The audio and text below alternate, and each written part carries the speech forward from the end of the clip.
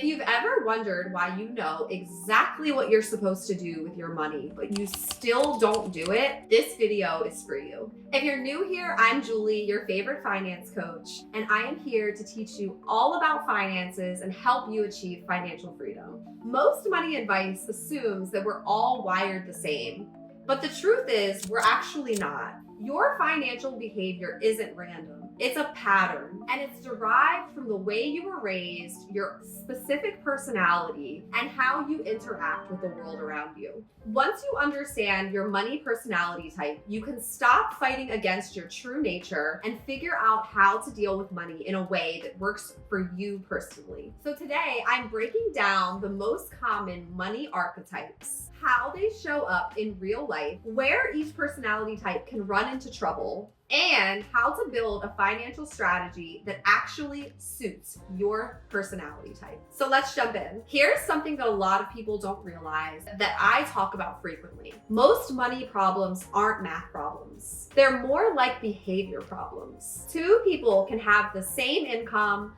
the same expenses, and make completely different decisions with what they do with their money. Your money personality is shaped by a lot of things, including how you grew up, what money represented in your family, your nervous system, your past stress and experiences, whether you tend toward a scarcity or abundance mindset, and even your own individual temperament. This is why money advice is so personal, and why copying someone's budget or template or investment strategy doesn't always work. So let's talk a little bit about the different money archetypes and what you can do once you identify which archetype you fall into to help you have just a little bit more success when it comes to your money. I'm going to be breaking down 4 money archetypes, but the truth is most people don't fall into just one. Most people see themselves in 1 or 2 of the different archetypes. The first archetype is the saver security seeker. The saver/security seeker is responsible, disciplined, and prepared.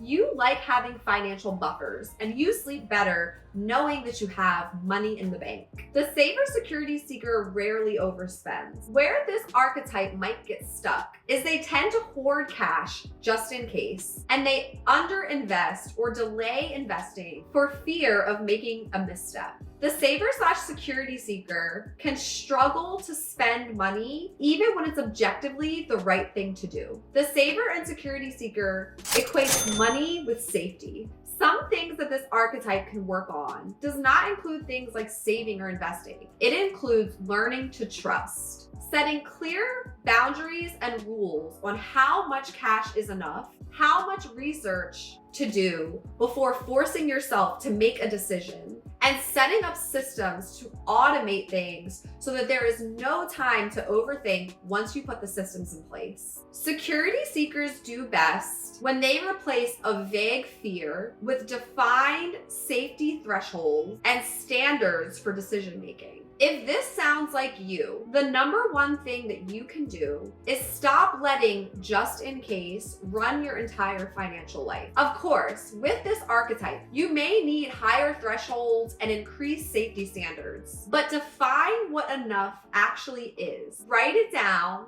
and then take the plunge after that. The second money archetype is the spender or experience maximizer. This archetype values experiences, quality, and enjoyment. You believe that money is meant to be used to live. You're generous and you don't like feeling restricted. This type tends to get stuck because their spending becomes emotional or reactive. You avoid looking too closely at your numbers, and you can justify almost any purchase, and saving to you can feel like deprivation. If this sounds like you, your problem isn't spending. Your problem is boundaries. You thrive with a guilt-free budget. Using automated savings that takes away your money before you have a chance to spend it can be super beneficial for you. When you have a clear bucket of money that you can use to spend freely, you thrive. You do best when your future goals are clear and tied to freedom instead of sacrifice. This archetype succeeds when they stop creating restrictions and start designing permissioned systems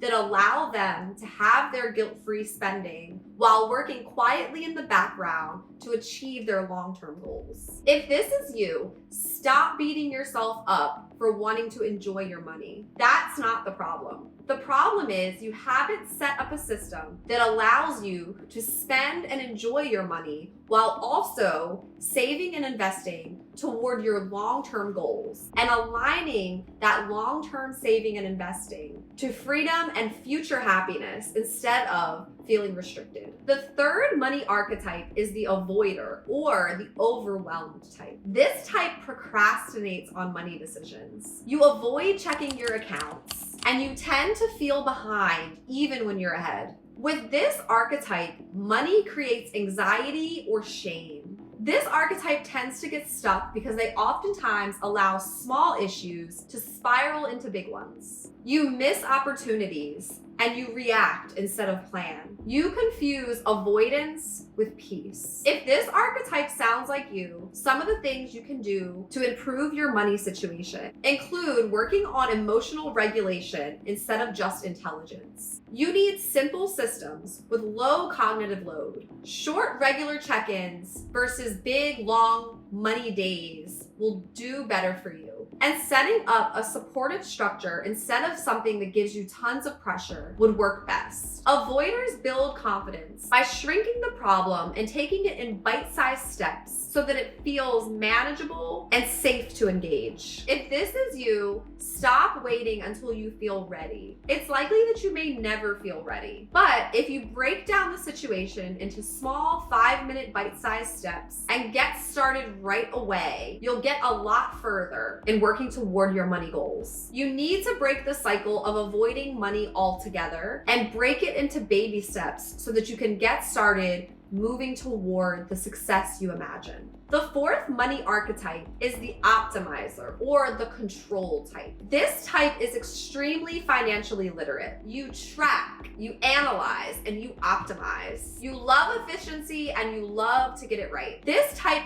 can tend to get stuck in analysis paralysis. You over-tweak, over-analyze, and you may have difficulty making decisions. You may even find it difficult to enjoy your money. And you tend to feel like there's always a better move out there that you shoulda, coulda, woulda made. If this sounds like you, your challenge is to let good enough be good enough. You will benefit from having decision rules instead of endless research. Setting time limits on your research and separating your optimization of your finances from the enjoyment of your life will benefit you. As an optimizer, you'll see more success when you can forgo marginal incremental improvements and embrace consistency and peace. If this sounds like you, stop optimizing your way into misery. An extra 1% return over 30 years isn't going to make that much of a difference for the amount of stress you're causing yourself. Many people watching this video are usually a blend of the 4 archetypes. I'm sure you could see your own tendencies and at least 1 or 2 of them. You might be a saver plus avoider or a spender plus an optimizer. You might be doing everything right on paper but still feel stuck. That can mean that your strategy and the rules you've set in place for your financial life don't match your archetype, your personality, or your nervous system. You'll see a lot more financial success if you align the way you think about money and the systems and processes you set up in your life with how you're naturally wired. Knowing your archetype and your tendencies can help with this. So here's what you can do after this video. First, identify your primary money personality. Second, notice where you're fighting against yourself. Stop copying systems and processes that weren't designed for your personality type. Instead, build a financial structure that supports your own personal natural tendencies. The saver doesn't need another budget. They need permission to spend their money. The spender doesn't need more restriction. They need automated systems that help them save without worrying about it. The avoider does not need a complicated plan. They need baby steps and simplicity. And the optimizer does not need more data. They need boundaries and execution. When you stop trying to become someone you're not and implementing systems that work for someone else, and start building around who you actually are, everything money related will get easier. Your money personality is not something to fix. It's something to understand and to work with. If you want help better understanding your money archetype and how to build systems and processes for your money that actually work with you, that's exactly what I do as a money coach. Check out my website for more information. If you like this video, please like it, subscribe to my channel, and share it with someone else who you think may benefit from it. Thank you guys so much for watching, and I'll see you in my next video.